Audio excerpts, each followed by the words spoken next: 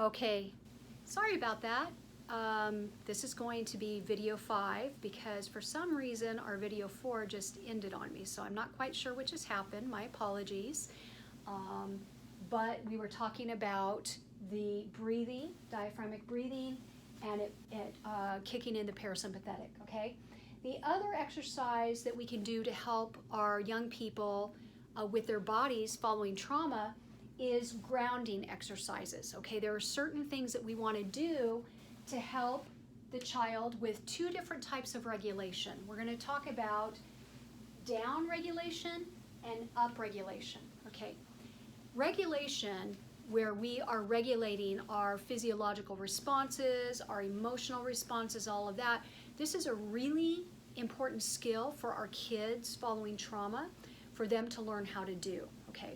So let's start with the down regulation. This means that you've got a kid who's bouncing all over, who can't be still, they're anxious, they're responding to trauma with acting out. So they're acting out. Some of these kids have extremely high energy, and the teacher's trying to get them to calm down.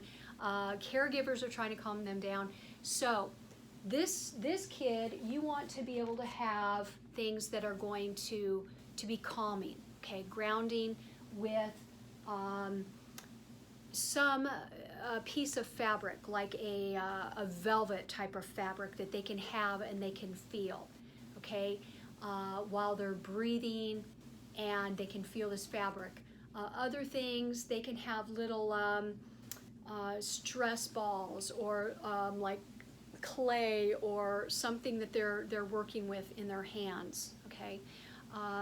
For your older kids, your middle age to older kids, you can also do a grounding exercise where you have them sit, they're sitting, and you can have them, tell them that, to close their eyes, and now just picture themselves sitting on the couch. Okay, so maybe they're sitting on a chair or couch, and then have them press their feet into the floor and say, just notice your feet now on the floor. Have them close their eyes, say, can you feel the pressure? Can you feel your feet on the floor? And so they'll try to get there, and you just encourage them and coach them. Just notice that. Once they say, yes, I can feel my feet on the floor, then you just direct them to say, okay, just notice that. Notice your feet on the floor. You can also do it if they're standing or sitting with their hands up pressed on a desk or on a wall.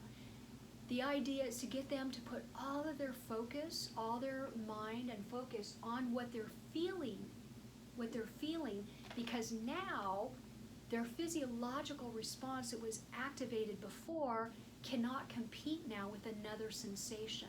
Okay, does that make sense? So what I'm doing right now is I'm pressing into this board, and I will have them close their eyes because it's easier for them to focus. If their eyes are open, they may be looking around and getting distracted by visual stimuli. So have them close their eyes. They feel the board, maybe put both hands on their desk or on the board. Now just notice that. Can you notice how that feels? Okay, and maybe direct them a little further. Can you feel the coolness of that board? Okay, you might even want to do this with them holding a rock or something that's cool. Just notice that. Can you feel the coolness of that? And you may even ask them to describe that to me, okay? So what you're doing is you're helping them divert their attention away from what was this awful feeling in their body onto something else, okay?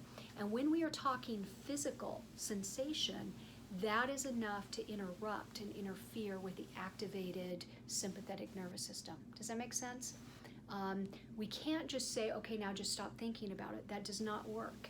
You've got to have something else, physical stimulation, that's going to compete and actually overpower that activated sympathetic nervous system.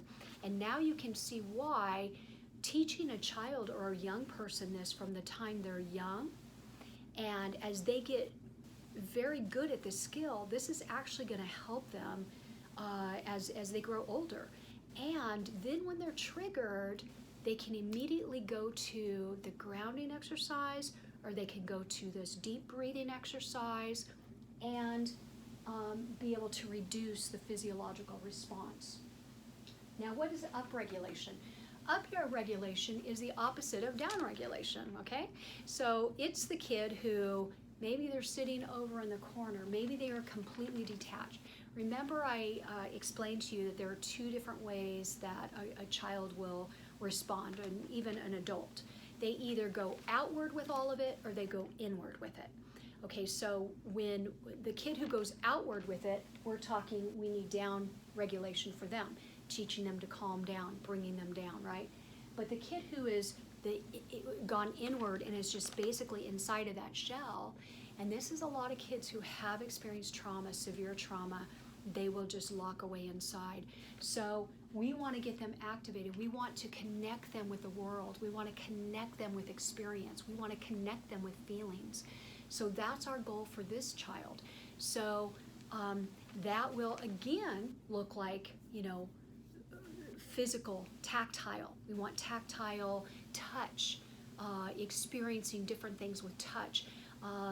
Putty, different sensations, things that are cold, things that are warm, getting them activated this way, engaged in, we might do some jump rope and pretend, we're doing jump rope, or, interacting that way. Again, going back to the bubble blowing, experiencing that, feel that air as you're blowing out. Finger painting, feeling it, feeling the finger, feeling the paint. How is that feeling in your hands, okay? So we want some experiential activities for these children where they are able to get themselves regulated, but where they're connecting with the world, where they're engaging. So when you're talking about a kid here, we're looking at getting them engaged with the experience, okay? Okay, so let's finish off with our last one here, which is our spiritual and faith, okay? But one last word before we move on about the physical and the physiological. Again, remember, this takes patience, it takes work, it takes practice. I have never met one person, not a child nor adult, who has been able to just nail this skill overnight. This takes work, and it takes commitment, and it's going to take your encouragement for that child, and practicing with them, teaching them, practicing with them, and being patient with the process.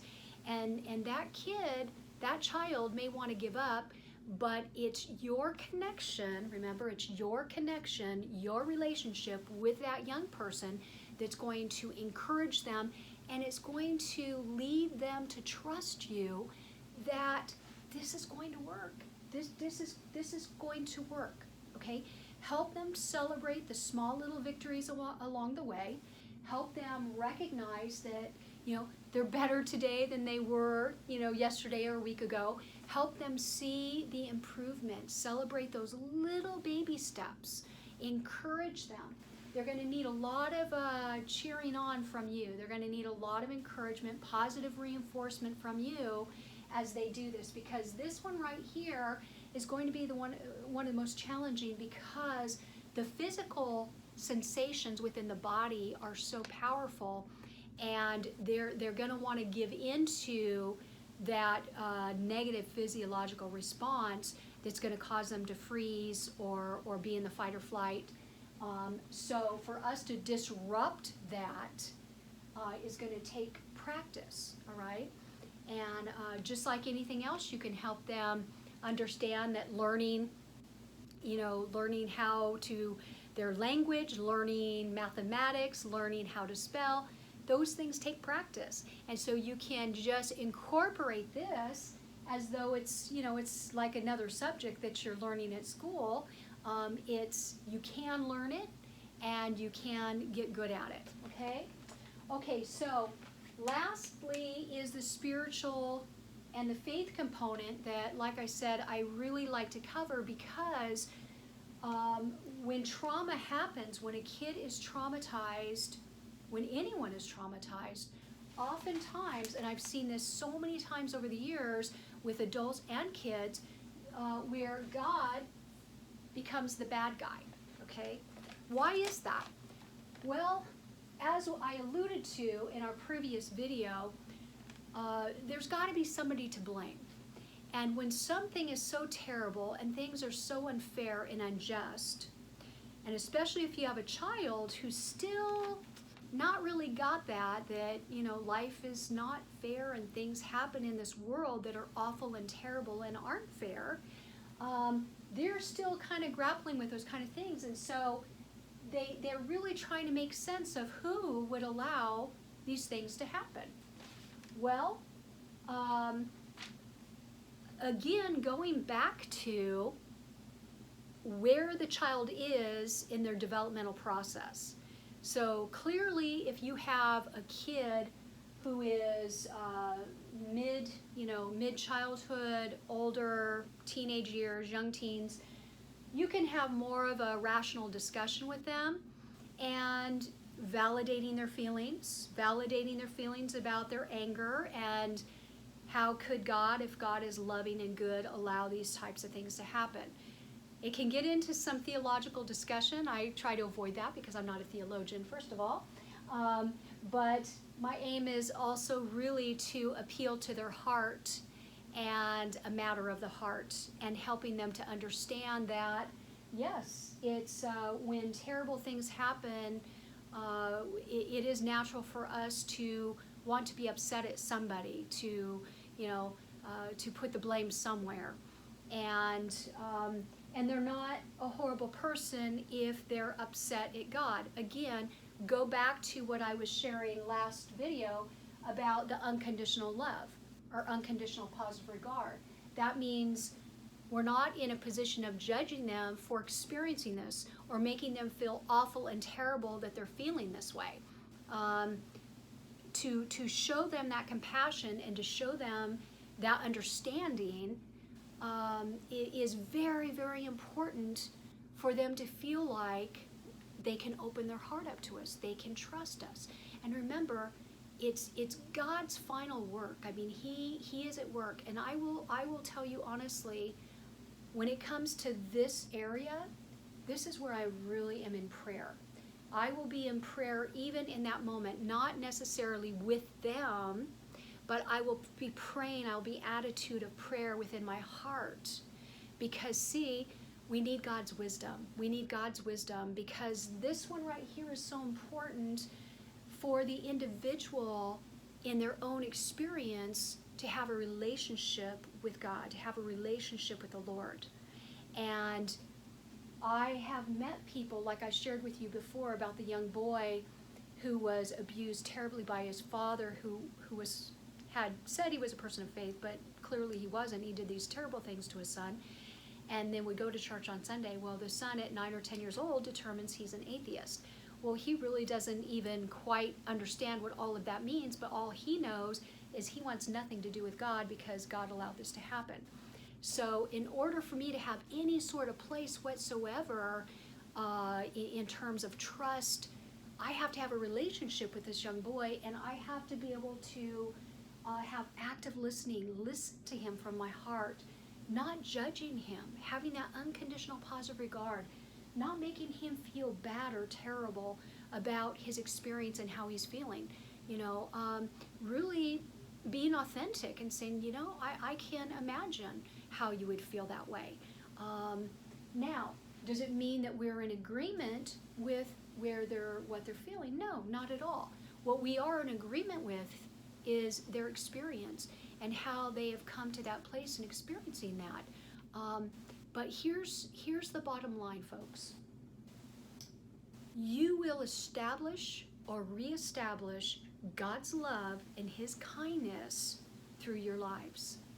You are going to be showing the love of God to these young people, and I'm sure that you already have been.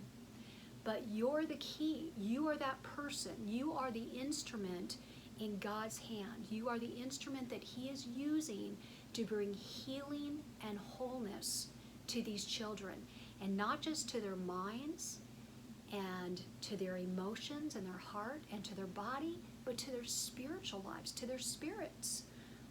God has put you in a unique position to be in a place where you get to demonstrate God's love and his goodness. And again, remember, what have I asked you to do?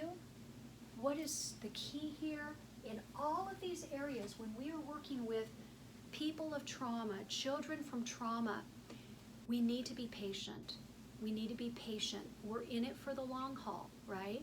We're in it for the long haul, and just because you're not seeing something happen overnight, you continue at it, you continue praying, you continue working with these different areas and these skills, and especially in this place of spirituality and faith.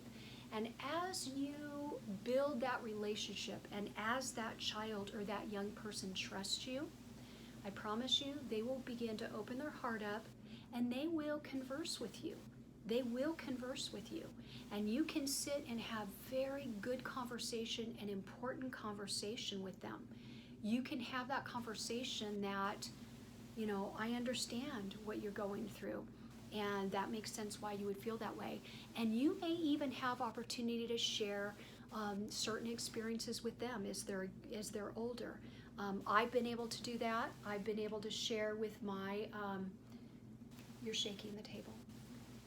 I'm sorry, but somebody was shaking my table, so my camera is shaking. But you'll be able to share with these young people your own experience and how God has shown himself to you.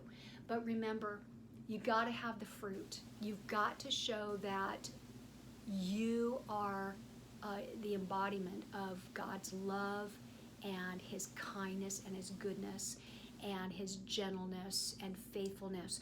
You want that to be evident in your life, and then they're going to open their hearts and trust you to have those conversations, okay? So that's the number one key, and most of all what I can share with you here. And as God opens the door and you begin to share truth with them, you will be able to demonstrate God the Father, Heavenly Father's love is perfect. Maybe they didn't have a loving parent or a loving father, but their Heavenly Father is not like their earthly father. He is compassionate. He has unconditional love. He loves us no matter what, no matter what. When we're bad, when we make bad choices, God's love never changes. But in order for you to have that conversation, they need to be able to see fruit in your life and that demonstration. And so pray for that opportunity. Pray that the Lord would give you the opportunity, and pray for their hearts. Pray for these children's hearts, that the Lord would really just work their hearts and get their hearts ready, and that God would give you wisdom to have that right timing, to have specific conversations where the Lord is going to be able to, to really heal in the area of their faith. And maybe they've never even ever had that experience to know God, to know Christ, to know his love. This is that great opportunity that's going to come through what you all are doing. So I'm going to conclude with that today, and I know that we kind of went through this pretty quickly. There's so much more I have for you that I would love to follow up, and I definitely want to see all of you and meet you in person. I just want to say God bless you. May he bless you in this coming year as you are working with these young children. And what a privilege and a blessing it is that you have to pour into these young people's lives. So until we meet face to face, the Lord be with you. May he strengthen you and encourage you as you go forward in what you're doing with these kids. God bless you.